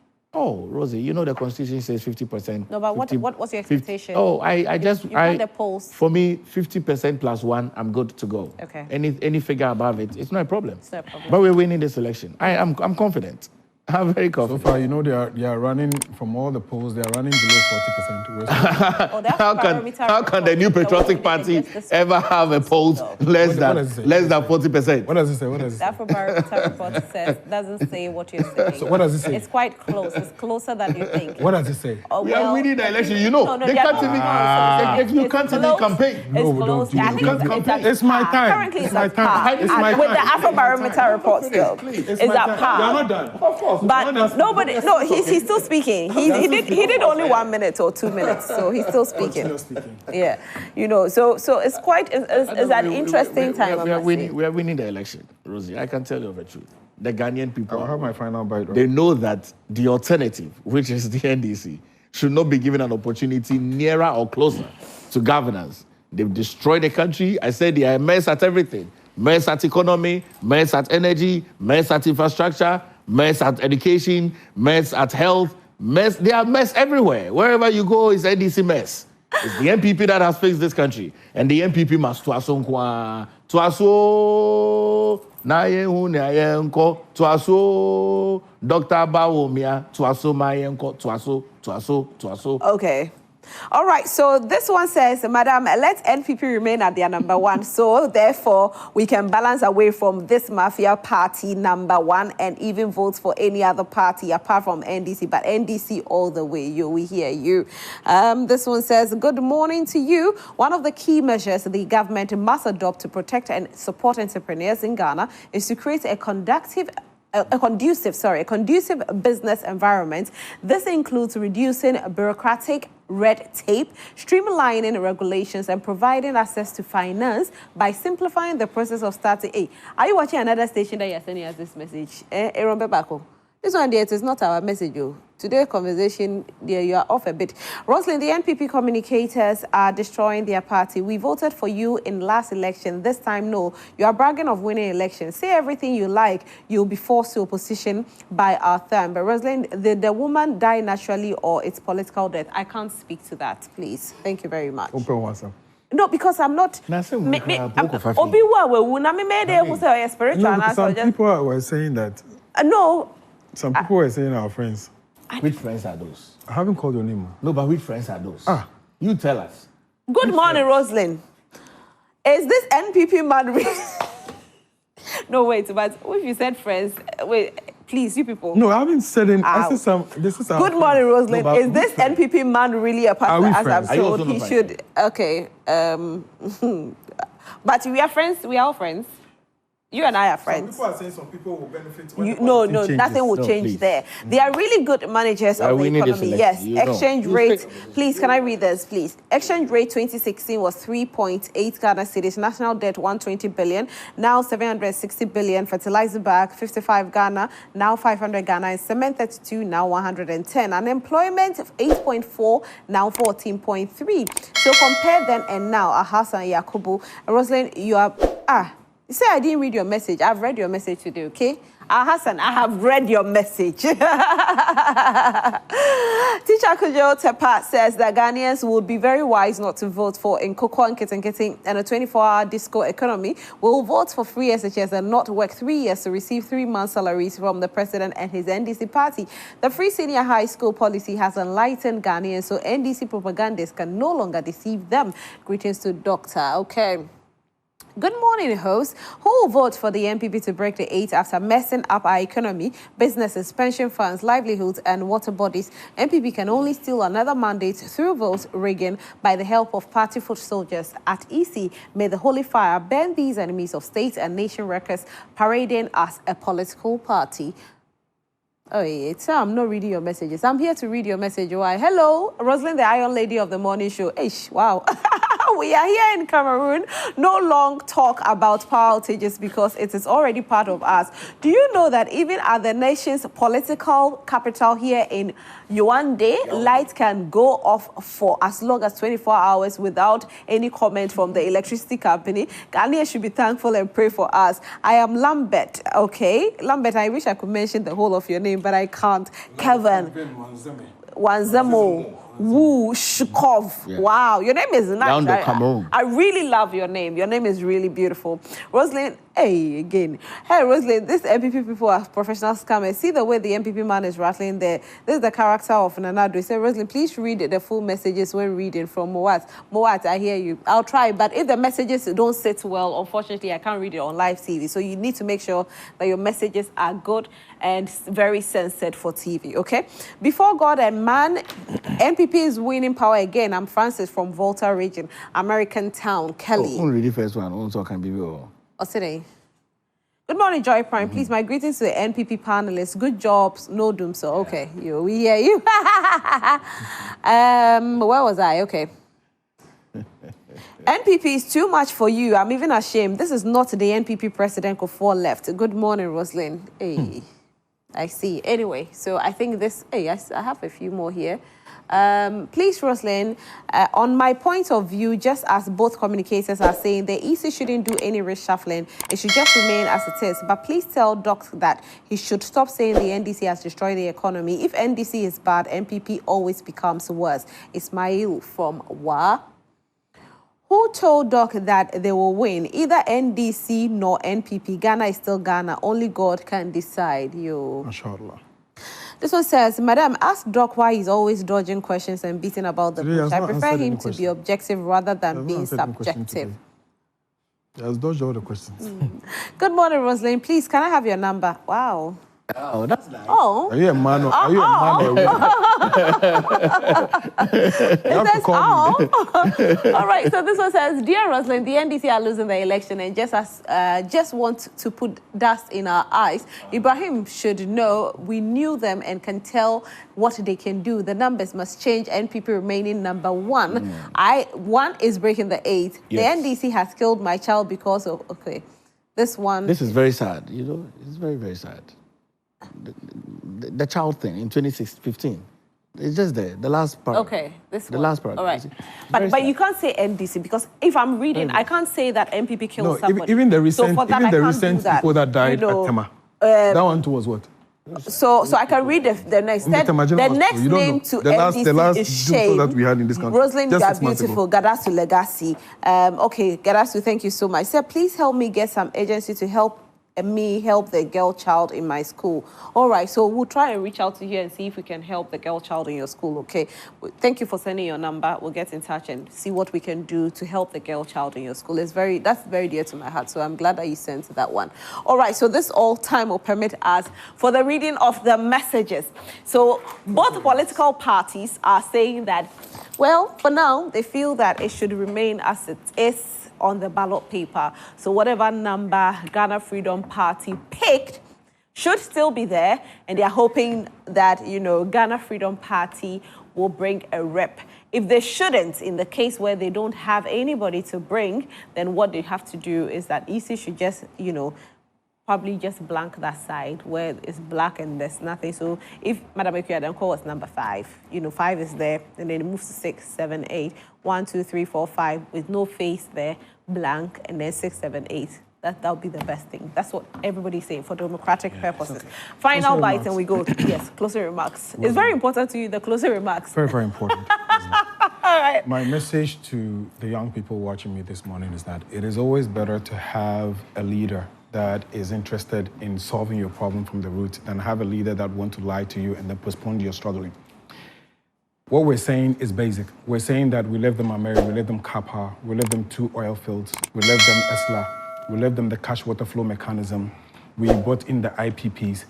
We're asking that these are the things that have kept the light on over the last 7 years. What have they added to that? What are they leaving for you? That is what we're asking. What we left for them, what are they leaving? That is the question we're asking. The second thing that you have to really, really pay attention to these people is that every time they want to postpone, DDEP, you remember? They're postponing. We're still going to pay for it, whether you like it or not. Everything that is happening, you're still going to pay for it at the end of the day. In my final message to you, it is clear. His Excellency John Dramani Mahama, with all the incompetence they hold to him, left you dollar at a certain price. All the DUMSOR noise that he's making, he left you dollar at a certain price.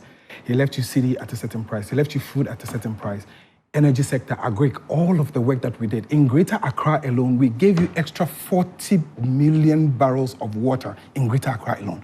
They have not added a single one. So you're asking yourself, what do you prefer? You prefer the one that meets you halfway, try to solve the problem, even if you have to go through a certain hassle, which is part of life anyway, even if you have to go through a little bit of hassle, but then you get a permanent solution. Would you prefer that to the one that postpones the struggle and then you continue to struggle? Thank we say you very much, number 8 is the figure. Look for the umbrella, thumb it on, inshallah. All right, thank you very much. Thank you, Adel, Ibrahim.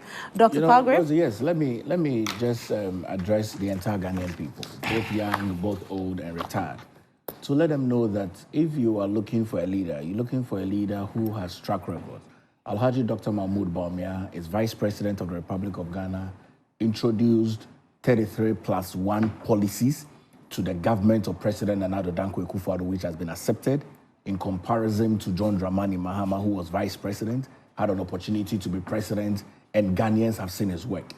If you need to make a decision in relation to the 7th of December, you need to choose none other than Alhaji Dr. Mahmoud Bawumia, number 1 on the ballot, a man who has a can-do spirit, a man who has bold solutions, a man who has been in government and would continue to be in government because he understands how to be able to solve the issues, and not a man who would shy away from accountability after the next 4 years. He would come back to be able to give account to the Ghanaian people. I commend all these young people, and I ask, and I plead with you, please, number 1 on the ballot is Alhaji Dr. Mahmoud Bawumia, the first economist to lead this country in this 4th Republic. Mashallah. Economist Mponi. Thank you so much. And my guests have been Dr. Palgrave Boachi Dankwa, who represented the NPP this month. Thank you so much for being here, Doc. Super grateful. And Adele Umar Ibrahim, who represented the NDC. Adele, thank you so much for being here. I hope on the 14th to the 17th of November, we are seeing both of you at the Good Park, right? Oh, yes. Yes, because I'm coming. I would be. Yeah, you should. I would going to do is what I want to do. I would be at a funeral. You recall that the Director General for NDPC, he died on the 1st of July. His burial is between the 14th to the 18th of November. So you can't I'll make be in it. Jokwa. All right. I'll do yours for you. Don't worry. Yeah, we'll enjoy on your behalf. We'll enjoy on your behalf. Don't worry, it's fine. Inshallah. And I wish you safe trip and travel messages. Yeah. So from the 14th to the 17th of November, we are all gathering at the Good Park for Joy Prime Made in Ghana Fair, and it's going to be something else. Trust me. The good music where the DJs are turning the tables. There's going to be fashion show. There's going to be cooking competition. There's going to be games. We are going to be drinking palm wine, sobolo, asana. I mean, tankwambia. Have you tried tankwambia? No. Okay. Tell me about it. So. But we'll be doing it. So. Yes. Yeah.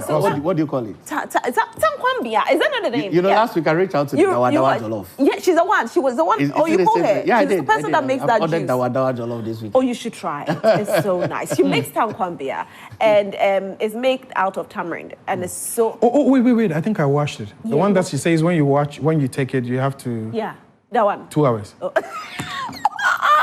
But it's so good. It works. It works.